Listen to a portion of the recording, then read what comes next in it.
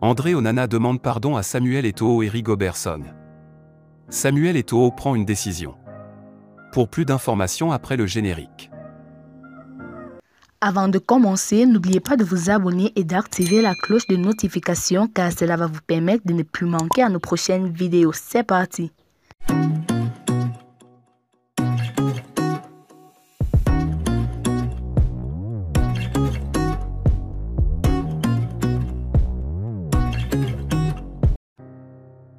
Lion indomptable, Toman Kono donne des leçons d'humilité à André Onana après sa suspension au mondial.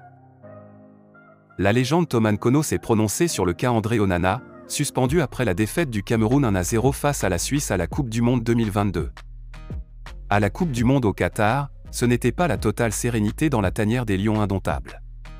Après la défaite inaugurale du Cameroun face à la Suisse, le gardien titulaire des Lions, André Onana avait été suspendu juste à la veille du deuxième match de groupe face à la Serbie. Le sélectionneur Rigobert Song avait évoqué des raisons disciplinaires pour écarter son portier titulaire. Dans un communiqué, la FECAFO a apporté son soutien à l'entraîneur et confirmé une suspension provisoire pour le gardien de l'Inter Milan. Alors que l'affaire a pris une nouvelle tournure avec des déclarations diverses après l'élimination et le retour de la délégation camerounaise à Yaoundé, l'ancien gardien camerounais, Toman Kono a estimé que Onana devrait faire preuve de beaucoup d'humilité dans cette affaire.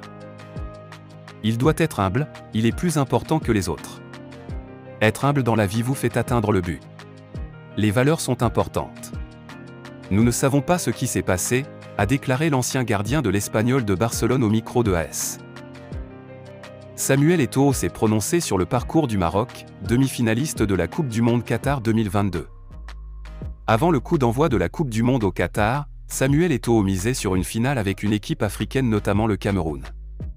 Mais si les Lions indomptables n'ont pas été à la hauteur des attentes, ce sont d'autres Lions du continent qui ont tenu réaliser l'exploit. Le Maroc, après avoir battu la Belgique en phase de groupe, a fini à la tête de son groupe devant la Croatie, vice-championne du monde. Les Lions de l'Atlas ont ensuite éliminé l'Espagne en huitième de finale et le Portugal en quart avant de s'incliner devant la France en demi-finale. Un parcours qui force respect et donne raison au président Samuel Eto'o, confiant des forces des sélections africaines dans ce mondial. Quand j'ai dit qu'on allait pour gagner, beaucoup m'ont pris pour un fou. J'aurais souhaité que le Maroc arrive en finale et gagne. Gagner c'est d'abord un état d'esprit, a déclaré le patron de la FECAFO. Nommé au poste de manager sélectionneur de l'équipe nationale du Cameroun, Rigobert Song est sorti au premier tour de la Coupe du Monde à Doha. Depuis, son avenir sur le banc des Lions est remis en question. Vendredi, le président de la FECAFO Samuel Eto'o a tranché. Contrairement aux rumeurs et aux fans qui poussent pour un limogeage de Rigobert Song, l'avenir du manager sélectionneur camerounais n'est pas menacé. L'ancien capitaine des Lions va poursuivre son contrat. Le technicien a la confiance du président de la Fédération camerounaise de football, FECAFO. L'élimination du Cameroun au premier tour de la Coupe du Monde 2022 au Qatar ne précipitera le départ de Rigobert Song de la tête des Lions indomptables. Le président de la Fédération camerounaise de football, FECAFO, s'est prononcé sur la Coupe du Monde qui se tient au Qatar.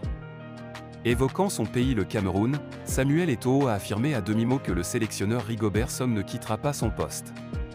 L'ancien buteur du FC Barcelone assure avoir le bon profil à la tête de la sélection.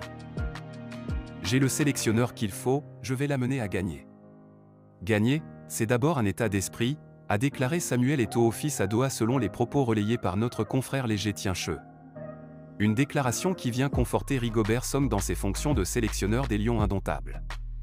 Nommé en février dernier en remplacement à Antonio Kosesao, l'ancien défenseur camerounais n'a pas réussi à faire mieux à la Coupe du Monde qu'une élimination au premier tour. Avant le début de la compétition, Samuel Eto'o avait assuré que l'objectif était de se qualifier pour la finale de la compétition.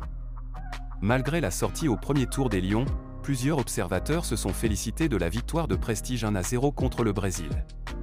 Un point positif qui sauve le bilan de la participation du Cameroun à ce mondial au Qatar puisque cette victoire met fin à 20 ans de disette au mondial.